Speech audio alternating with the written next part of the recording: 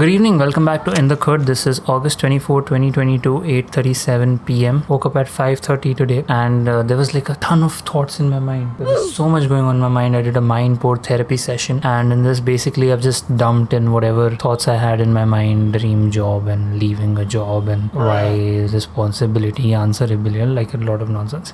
I am not gonna read through it because that will make this video 1 hour long. But then I thought like let's get something productive. We can either do two things: upload one click reflect animation every single week, which will require reading a book and article. Research is the most difficult part there, and will foster the slow, much needed development of click reflect library, which is assets like characters completely rigged. The second alternative, the creative workflow tutorial video every week. Now a cold call here, I feel this should help. How about I put aside all the other things and just focus on doing Basil into After Effects? And the entire session like really stood out to me. I feel like doing Basil as a free tool, a free script for After Effects is so underrated. There is some light. I don't know. It's so underrated. Like, of course, for character rigging and everything, it is the most beautiful thing there is. But other than that, there is so much functionality into that script that I personally, let alone the idea of making videos on it, I personally just want to spend a lot of time researching and diving deep. Wait 1 second. Reflection, I don't know, just got distracted. I want to just spend a lot of time diving deep into it, researching it and learning the ins and outs of doing Basil. And in the process, why not make a video series about it? That would be like a nice way to get back into uploading on Rajmeet Singh Arora, because Rajmeet Singh Arora YouTube channel is the closest bet I have to get something monetized before the year ends or before June 2023 approaches, which is where I'm looking at a deadline. That was that. 11:12 after that I did watch Punishers video on an Unreal Engine. How do you set up a camera and how do you make it the pilot camera and move around the scene? And I also did the Quixel bridge thing, and now I can just take their assets and put it into the scene. So I should be able to make like a basic render with the moving meditations challenge. I did try again modeling or sculpting the Adiyogi statue. It's not gonna happen. It's really not gonna happen. So one thing I can do is maybe use Cubic World's character and the Cubic World structure for the Adiyogi statue. That seems like a possible route I can take. Now 11:12, an attempt to make sense out of life.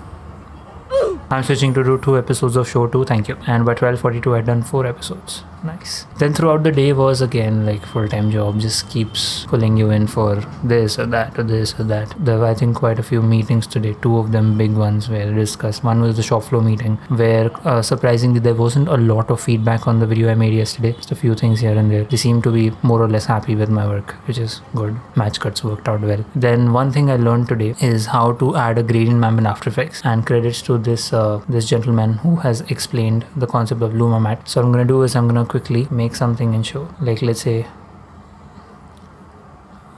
this is my After Effects composition, and I want to make a gradient map which is fading on top of it. So I'm just gonna go in here, make a solid, doesn't matter what color, add a gradient ramp on it, make it radial because that's how I want it to be. Bring these here, wait, here, this and this can just come down, and I can swap colors. So in the center it's white and it progresses to become black, and you don't need to make it completely black. You can keep it a little gray. This white can also be a little, okay, white can be fully white. Now essentially what I need to do is come in here and say Luma mat.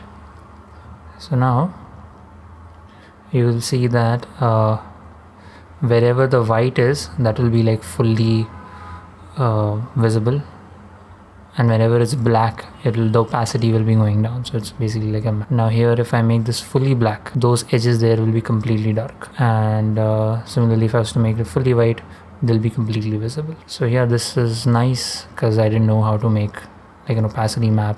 This can also be used like a spotlight, like a poor version of it, but yeah, this is one nice thing learned today. Other than that, after that, as I was going through this, I was trying to make a thing where let's say I have this image here, it's like this, like I've placed it where I want it to be. Now I want to be able to create a mask on top of this layer which is exactly the size of the composition, and turns out you can't do that, because even if you come in here and double click on the layer, it makes a mask which is the size of the layer. I want to just make it the size of a composition. So for that what I did was I've overwritten that code.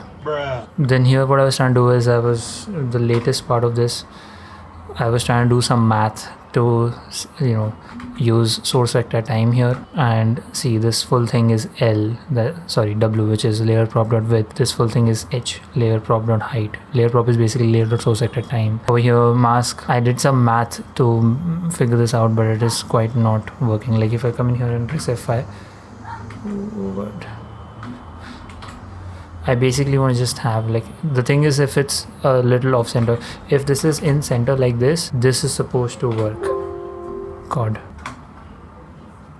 this is supposed to work, but it's not working. Look at what it's doing. Oh God. Basically what I want the script to do for me is very simple. I just want to I want to select this layer, I want to come in here and I want to do this.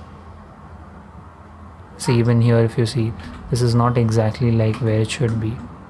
I wanted to just do this for me. Turns out there is no easy way to do it. So I have to spend a little more time trying to maybe see or experiment how the position of the mask can be exactly here.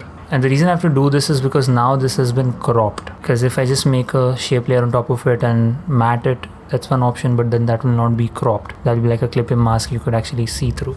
Because I want to make those sliding animations, I want to crop this to the bounds of the shape it is inside. So that's a thing I have to see how to implement this. But yeah, that's pretty much it for today's documentation. That's it for today's documentation. Thank you so much for being in the code one more day with me. Bruh. And I am happy to have you here, because in real life I don't have anyone like this. Yeah, this is gonna give like real chilling sad vibes as I say this, but I do have family members, but like no friend that I can talk to. So thank you for showing up every day for these 10 minutes. Really appreciate it. I will talk to you tomorrow. Peace.